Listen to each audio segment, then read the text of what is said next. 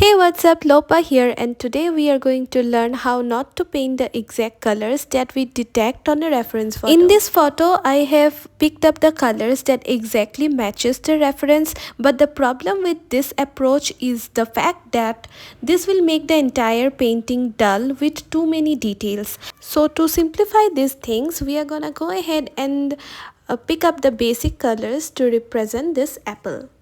I'm gonna paint with this angle brush, but you can pick up a mop brush too.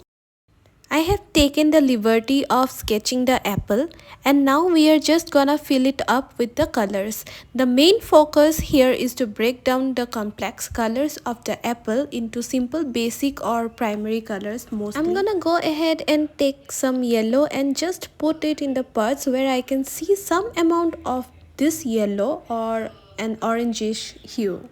Wherever I am seeing a yellowish hue, I am just going ahead and painting it with yellow without thinking about what will happen next. This method allows you to paint freely and therefore gives you more time to experiment.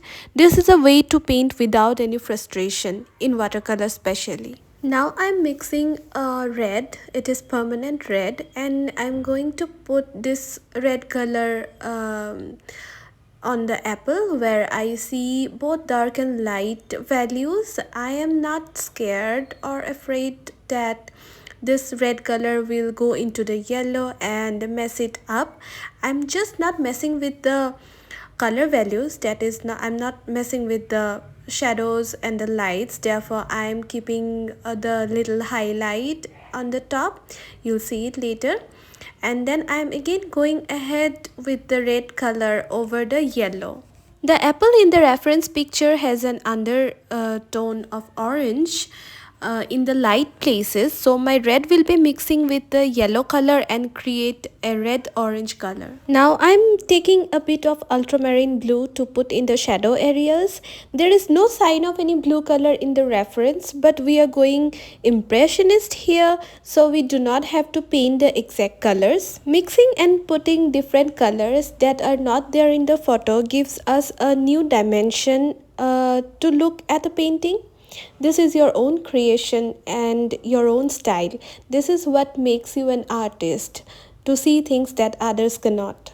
Although we are painting with different colors and playing with it, there is one thing to remember every time we paint something.